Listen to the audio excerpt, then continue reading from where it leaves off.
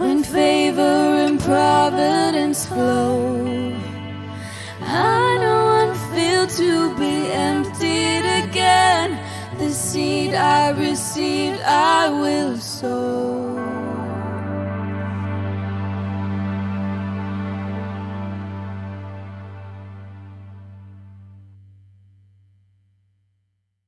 How you doing? Pastor Jeff here, one of the pastors here at Impact.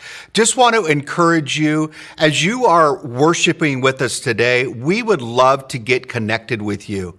Whether you're new, you can go to our website. There's a I'm new here form you can fill out. We can reach out to you, see how we can come alongside of your journey, best just support and serve you. Whether you want to get involved in a Bible study, anything here at the church, go to our website, impactmenifee.com, and let us know how we can get you connected. Let's continue to worship.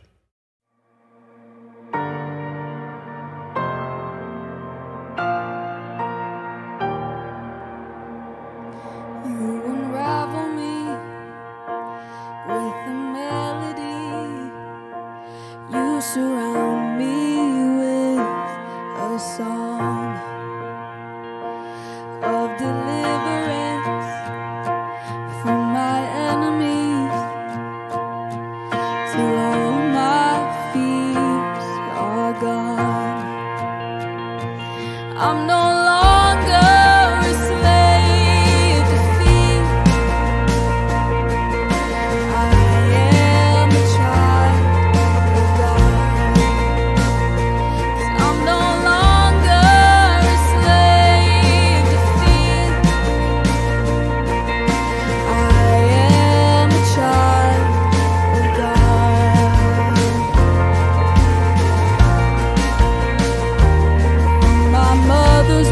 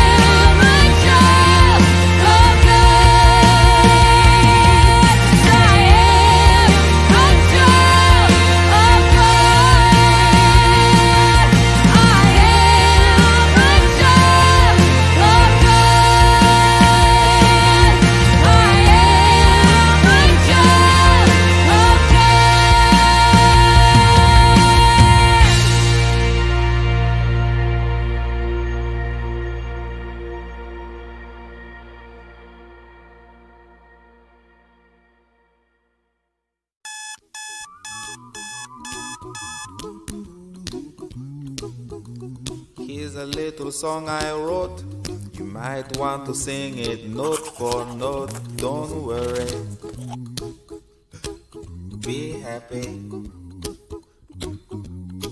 In every life we have some trouble. When you worry, you make it double. Don't worry.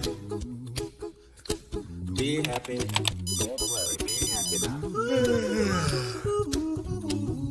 Don't worry. Be happy. Don't worry. Be happy.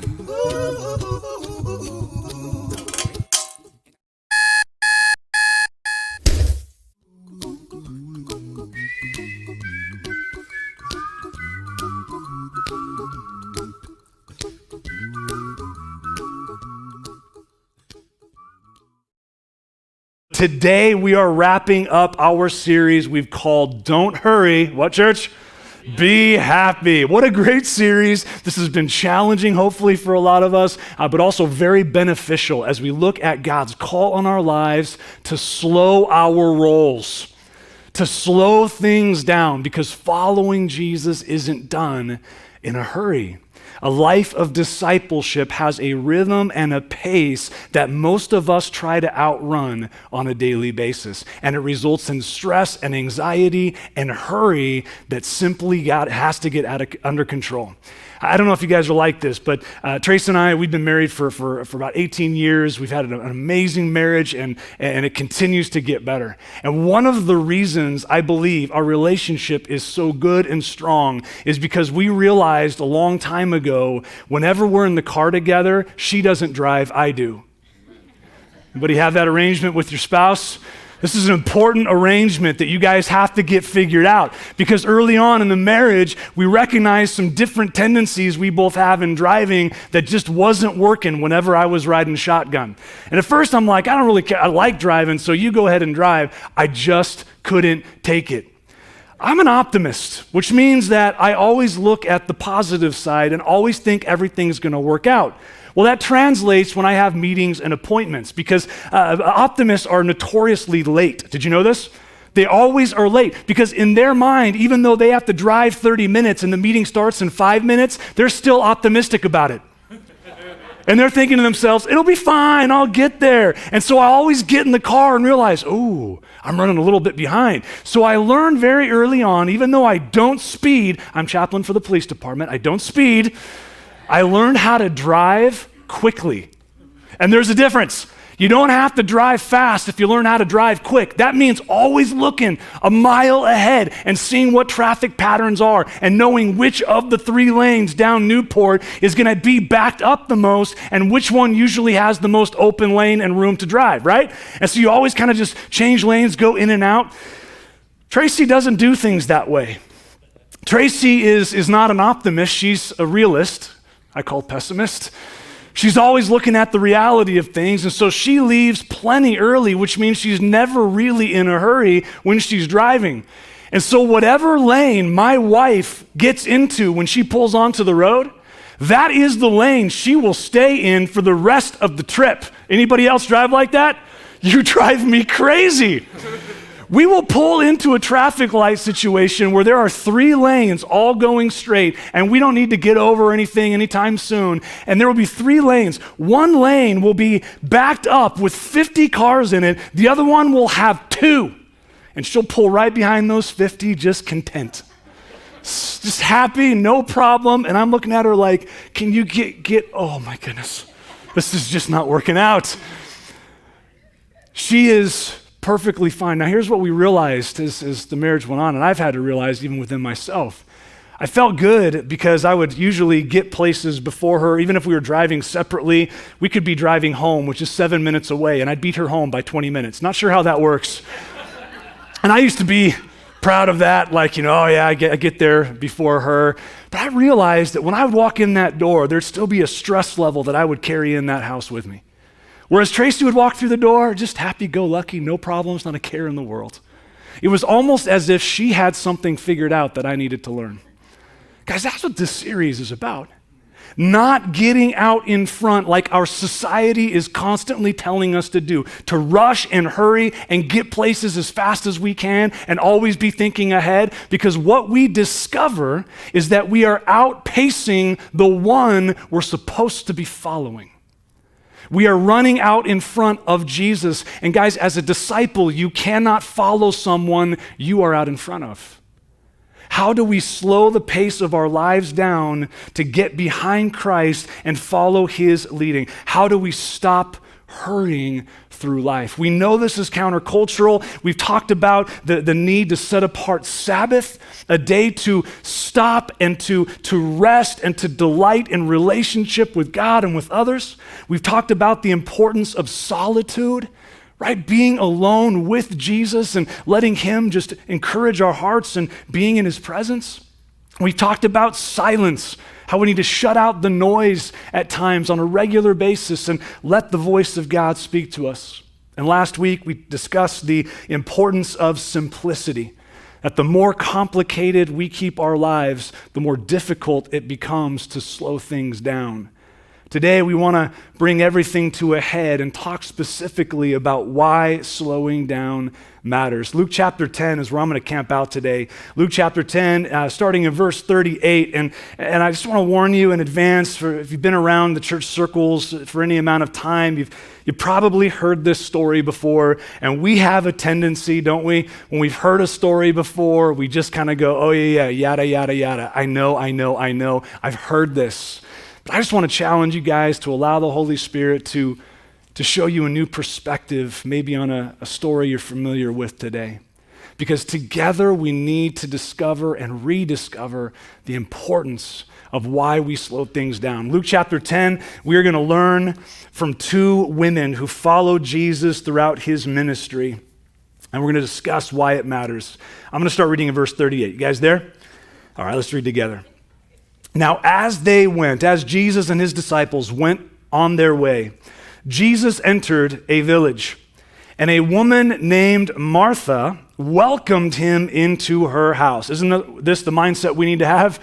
Lord, you are welcome in my house, in my life, and every part of who I am. Verse 39, she had a sister called Mary, who sat at the Lord's feet and listened to his teaching. But Martha was distracted with much serving. And she went up to him and said, Lord, do you not care that my sister has left me to serve alone? Tell her then to help me. But the Lord answered her, Martha, Martha, you are anxious and troubled about many things, but one thing is necessary. Mary has chosen the good portion which will not be taken away from her. Now, there's a lot here. We want to unpack as much as we can today. The first question I want to address as we learn from these two ladies and disciples of Christ, why does eliminating hurry from our lives matter? And we need to be able to talk about this, because if we're not careful, we hear a series like this and we think to ourselves, yeah, this is right. We really need to start doing this stuff. I've got to slow my life down so I can have more time to myself. I got to slow things down so I can just have greater peace of mind and my life can just be better. And while these may be byproducts of slowing things down, guys, it is not the prime product. It is not the primary reason we are supposed to be doing this, not just slowing down for the sake of slowing down. So eliminating hurry from our lives is not about being a better you. It's about being with Jesus. Eliminating hurry isn't about changing yourself. It's about changing anything in your life that is keeping you from the only one who can change you. You see the difference? And it is about being in the presence of Jesus. That is the one necessary thing that Jesus talks about here. It's the good portion. Now, this phrase, good portion, Jesus, I believe, used very intentionally. It's a phrase that any good Jew at the time would have understood and knew exactly what he was referring to. In the common vernacular of the day, it referenced back to Joshua and when the people of God were led out of slavery by Moses in the book of Exodus, and then they wandered in the wilderness for 40 years. God gives them the 10 commandments, and he promises them he will bring them into a land of promise. And Moses doesn't get the privilege of leading God's people in. Instead, Joshua is chosen. And Joshua leads them into this land of promise. And as they go about fighting battles, staking claim to the land, their inheritance from God, God divides the land up and gives it to the different tribes of Israel, the 12 tribes of Israel. But there was a particular tribe, the tribe of Levi, that did not get property inheritance. They did not get a portion of the promised land. They had a different portion, and we see it in Joshua 18:5. The Levites, God says, have no portion among you, for the priesthood of the Lord is their heritage. Their portion was being able to serve and be in the presence of God as the priesthood of Israel. God himself was their portion. And we in church go, oh, what a great thing. But can you imagine at the time, certain Levites seeing all the land distributed and all of the earthly blessing that came along with these other tribes? You don't think there were any of them that went, wait a second, what? What are you talking about? We don't even get a parsonage? Something for our pastoral, priestly role? We got to have something, right, that we can look to for security, that we can keep up and do all the things our brothers and sisters are doing. But God says, no, I am your portion. And this was language that the people of Israel understood. King David himself, throughout the Psalms, referred often to God being our portion, the best part, the greatest part of what we need as people. The best that we can have in this world isn't anything from this world. It's God himself. The Apostle Paul understood this. Philippians 3, he talks about how all of his accomplishments, all of his possessions, everything he has ever earned or gained or surrounded himself with in this world, that all of it was loss, all of it was rubbish, garbage, manure, compared to the surpassing value of knowing Christ Jesus, my Lord. Paul understood there was nothing greater, no better portion than knowing Jesus himself. We make our faith about so many other things, don't we? A lot of us, we come to Jesus because of all that he blesses us with in this world. You know, he's a means to our earthly end.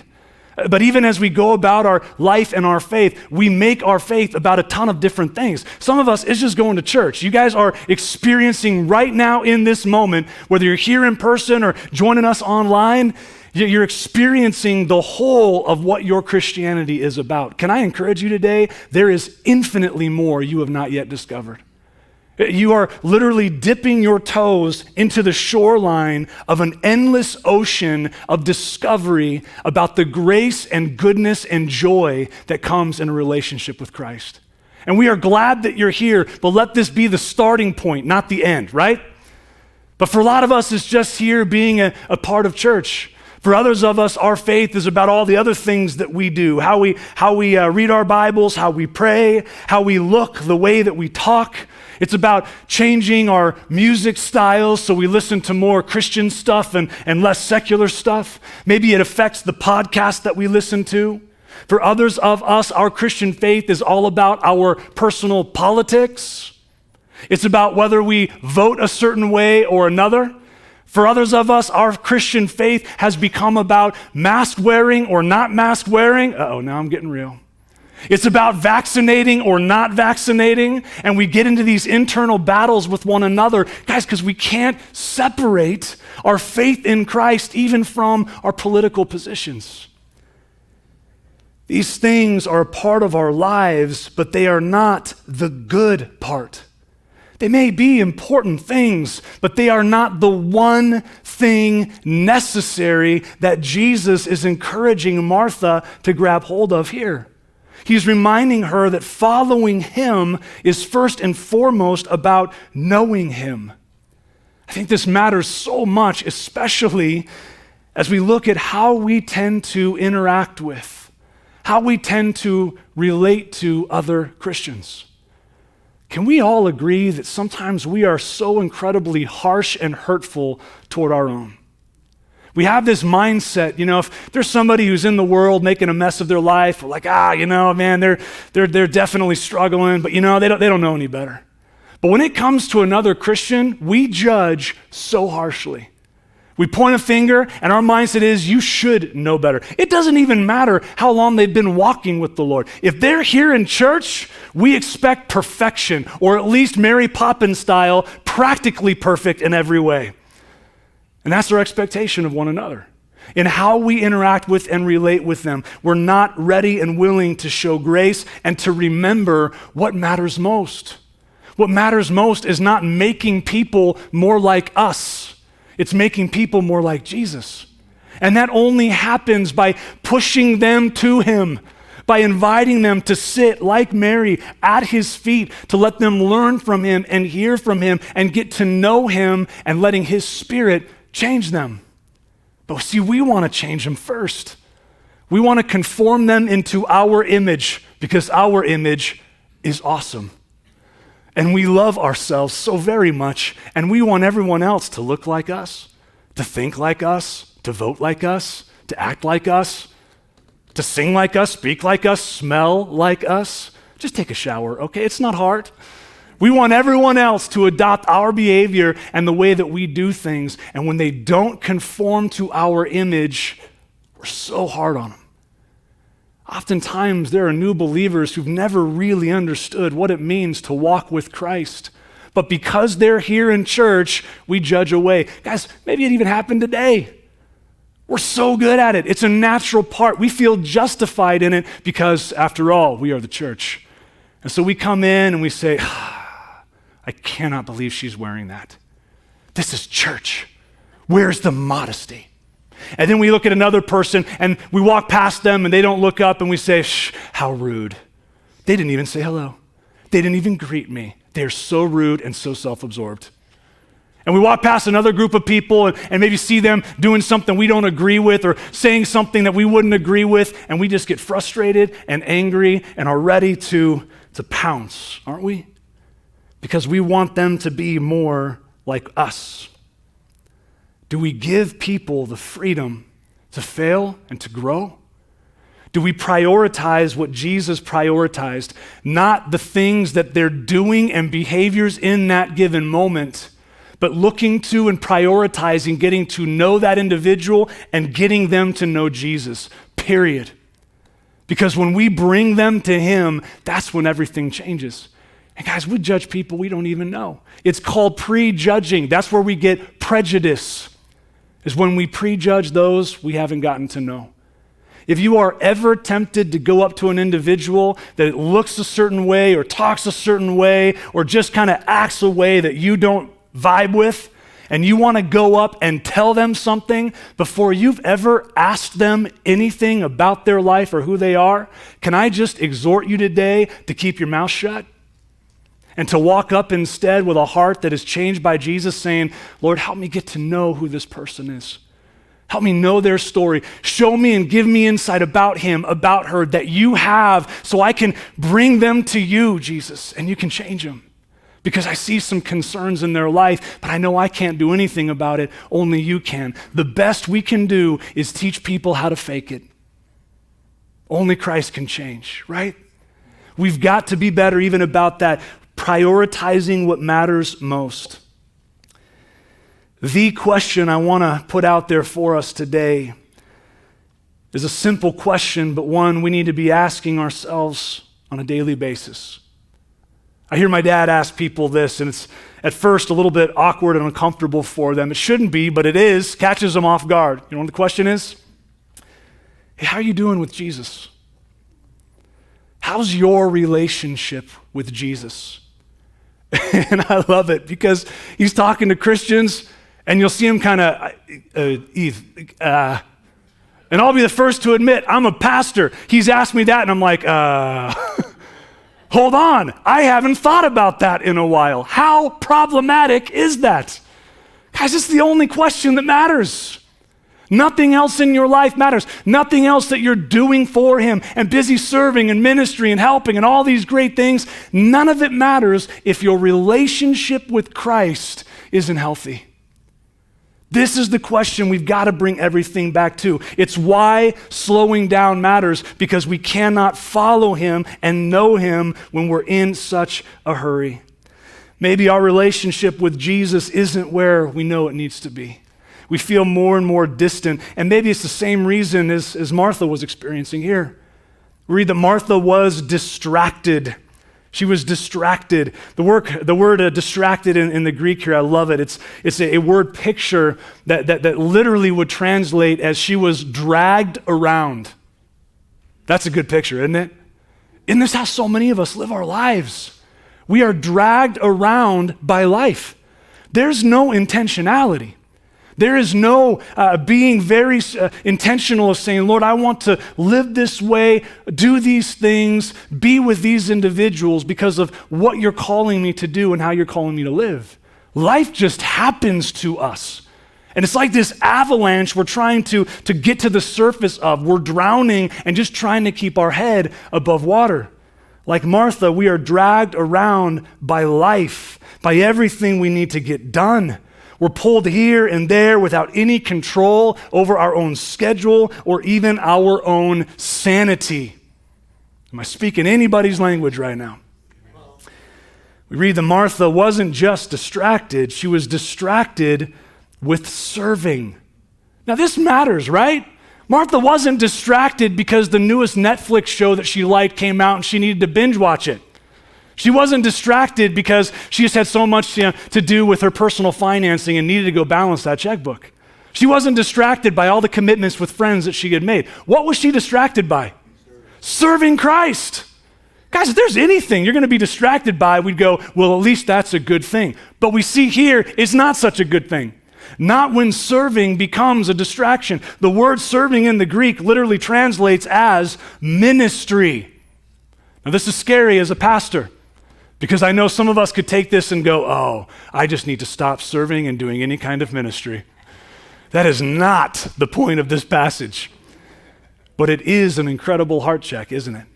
To say, has it become about our busyness and activity, or is it still about intimacy with Jesus? Are we serving from the overflow of the time that we have with him and our relationship with him, where there is so much joy and so much passion and so much fullness that we can't help but serve because there's nothing that brings more joy to our lives? Or has it become a burden and an obligation? Like Martha, we can become anxious and troubled about many things. You know, most of us don't get anxious and troubled when we do things. We get anxious and troubled when we try to do many things. Now hear me. I know our culture celebrates multitasking, right? If we had a multitasking group where every week we'd get together and just do 100 different things all at once, some of y'all be like, those are my people. I'm not a multitasker. And if you've spent any amount of time with me, you'll understand that about me. And it can be a problem and also a huge blessing. Here's what I mean. If I am talking with you, I'm talking with you. But if you're there waiting for me and I'm talking to somebody else, please understand, you don't exist. Nobody around exists. I just don't see it. I can't chew gum and walk at the same time. When I'm chewing gum, I'm like, this is the best gum ever.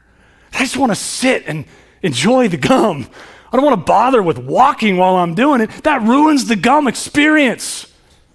I'm not saying that's the only and the best way to do things, but guys, in our society today that celebrates multitasking, we've got to ask ourselves, is that always a good thing? Getting a lot of things done all at once, is that always a good thing? There's a theologian of the Old Testament named Walter Brueggemann. He says it this way. He says, multitasking is the drive to be more than we are, to control more than we do, to extend our power and our effectiveness. Such practice yields a divided self with full attention given to nothing. I heard growing up often, focus equals power, and the things we focus on have power over our life. Focus matters, but we spread ourselves so thin. You guys see a little illustrative thing here. I brought up and had James track down for me a nice little multi-tool. You guys ever seen one of these? It's like a kind of the glorified, amped up on steroids version of a Swiss Army knife. And we love these things. We'll keep them in our car, we'll keep them different places. Some of us actually carry maybe a more small version of this. And we love them because whatever comes up, there seems to be something we can do about it. And so if there's like a little project or a little thing that needs to be fixed or repaired or twisted or cut, we have a tool that can take care of it. I mean, here's just two of them right here, but we got a little screwdriver head here and we got a little mini saw. I mean, come on, guys, how cool is that? I've got a saw in case you are in serious trouble and your arm is pinned like that guy was pinned for 40 hours. I can take care of business. I think this is something like he used. Right, we've got things like this. Now, most of us celebrate the fact that we have a lot of different tools in our arsenal and we can do a lot of different things at once. And so we see a project that needs to be done and we come in and we're like, hey, I can handle this. Wait, not with the saw. I can handle this. And we get the screwdriver and we start going to work and we go, oh, wait, hold on, this has to be cut too. And we start trying to, saw it out. Wait, hold on, we're still screwing this one down too. This one needs to be done. Oh man, this one needs to kind of be sawed too. And we kind of keep going back and forth. You guys ever noticed how when you go onto a construction site, when houses are being built, you don't see a whole crew with these out? Nothing of significance has really been built with something like this, right? Because that's not the point of a multi-tool. The multi-tool isn't used to build anything substantial. It's used to take out when you're in a pinch.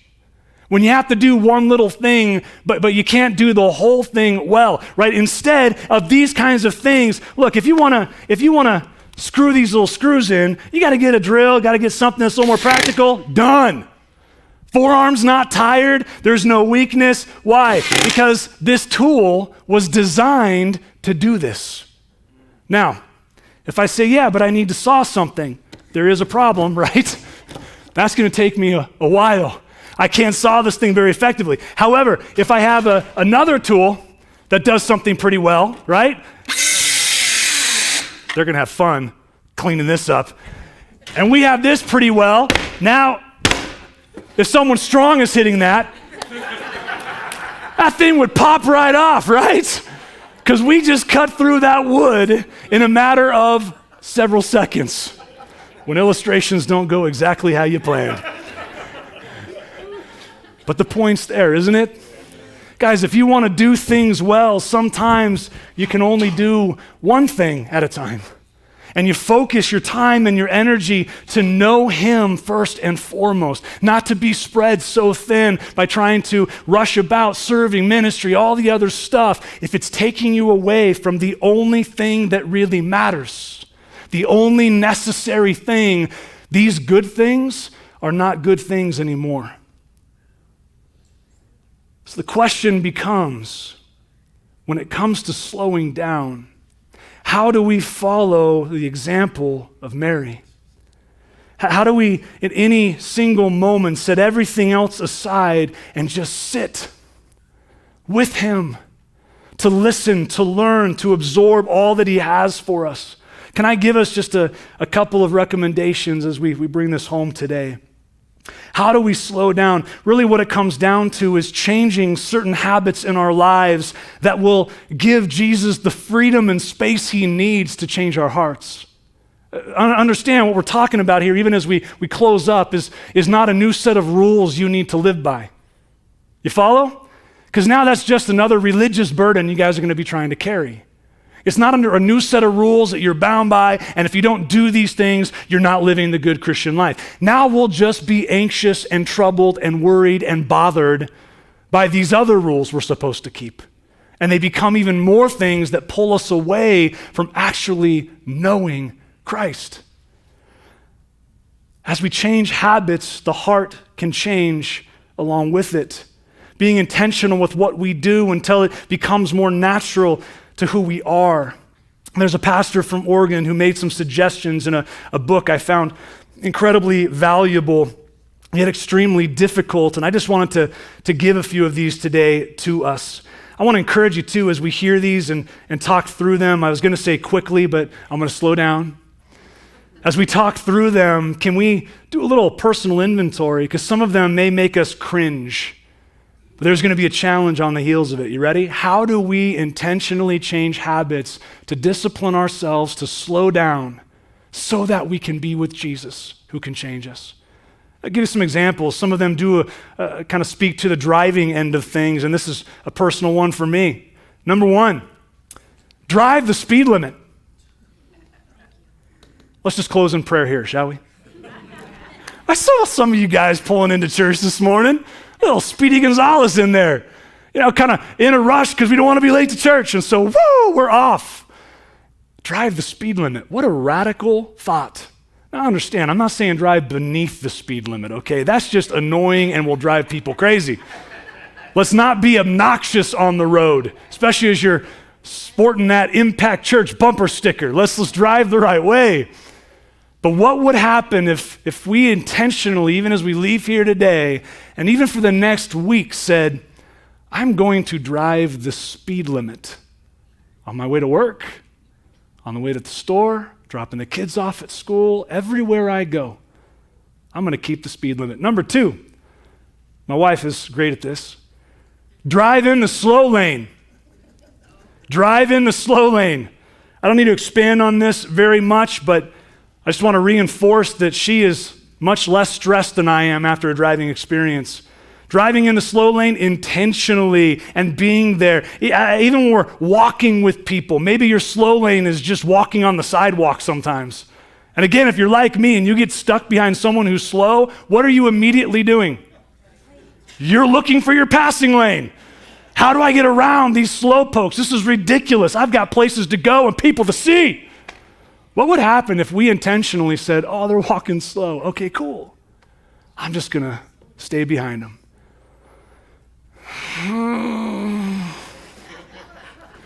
What is the Lord revealing in our heart in that process? What's another one? Number 3, come to a full stop at stop signs. Oh, man. Guys, we have created the California stop. Every stop is a California stop because we're Californians. But that's what it came from. We just kind of roll up and scoot on through. I used to laugh because my driver's training instructor, when we were out driving around when I was in high school, told us that when you come to a stop sign, you need to come to a full stop for the count of S-T-O-P. Yeah, right. It became like a S and gone. You're out of there. You're not sitting and counting the S-T-O-P stop. How about if we reinstituted just for this week to slow down and said, we're going to stop at a stop sign and say S-T-O-P. And everybody in your car is looking at you like, what's wrong with you? Why aren't you going? They're going to think you've lost your mind. You think it's a traffic signal. You're waiting for the sign to turn green. They're going to think all these things. Now we're just slowing down. Number 4, wherever you need to be, get there 15 minutes early. And guys, here's the kicker. Don't pull out your phone. Why? Because silence and solitude matters as well, right? So what do? We pull out our phone so we can immediately be distracted, go to social media, and bring all of these other people into our mind and our life in that moment. Get to a meeting 15 minutes early. Just arrive and just sit.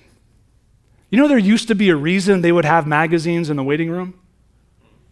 Because people had to read them to occupy their mind, their time. What would happen if we recaptured some of that and just sat and said, Lord, how do you want me to use this time? Is there somebody you want me to talk with right now to encourage somebody instead of being here? Do you want me to just talk to you? I've got 15 minutes that I can just stop and go, whew, and pray. Pray for my family. Pray for all these situations I've been stressed out about. This is my 15 minutes to just give all of that to you and take it off my shoulders. Number 5, get into the longest checkout line at the grocery store. And again, don't pull out your phone. Oh, you guys are never coming back to this church ever again. Guys, we always look for the shortest one, right? We do. We always look for the shortest line. 15 items or less? Yes. And if we see someone in front of us with 16 items, death to them. How dare you? I am in a hurry. What would it look like if we went to the store and said, there's the longest line, and brought our 3 items and stood behind these full cart people where they even were maybe kind and said, oh, do you want to go in front? And we said, oh, no, I'm just fine. What would happen if we looked around instead, again, of at our phones? If we kind of observed and said, wonder what kind of day the checkout person's having. Oh, look at that young man. He's bagging the groceries. He looks like he's having just a hard time of it. And we started to pray for these individuals. If someone in front of us maybe looked back, said, do you want to go in front? Oh, no, I'm okay. Thank you so much, though. You from around here? And started a conversation and engaged with someone we never would have engaged in. That's called making disciples. That's called wherever we go, we're bringing people to Jesus and Jesus to people. Number 6, make your smartphone dumber. You know, the average person checks his or her phone between 100 and 150 times per day. That's just the waking hours, guys. That's every 6 to 9 minutes. And for many of us, that is a low estimate. What would happen if we decided to take our smartphones and say, we may need still the maps and a lot of other things, but I'm going to delete my email app. I'm going to delete my social media apps. I'm going to delete Netflix. I'm going to delete my fantasy sports. I'm going to delete Safari and my web browser. I'm going to delete all of these things that distract me and pull my time away. I'm going to turn off all notifications, even text message notifications, to where I can't get a text message unless I go in and open it and see it there. What? Are we going Amish here? What kind of life change would this be? But can you imagine living life that way? Some of you guys go, yeah, because up to 20 years ago, we did. And when you look back, where you weren't always available and weren't always accessible, how much more time did we have to be with Jesus? Hop on that screen time app in your phone and check how often you pick up that phone, you scroll through, you look at those things. Number 7, put your phone to bed early and make sure it sleeps late. Put it to bed early and make it sleep in. Treat your phone like you treat your kids when they're little. You put them to bed and you have time. Time for relationship with your spouse, with your roommates, your friends. Time for relationship with Jesus, so you're not always saying, I just don't have time because I spent all here doing this. Put it away, be with him, let it sleep in, grab his word, spend time with him before anything else. A couple others, shut off social media for a season, some of you maybe permanently. Others of you shut off the television and then set regular time for Sabbath, for silence, and for solitude. Again, guys, not a new set of religious rules, just an opportunity that we have to make changes in our lives so that we can be with the one who can change us.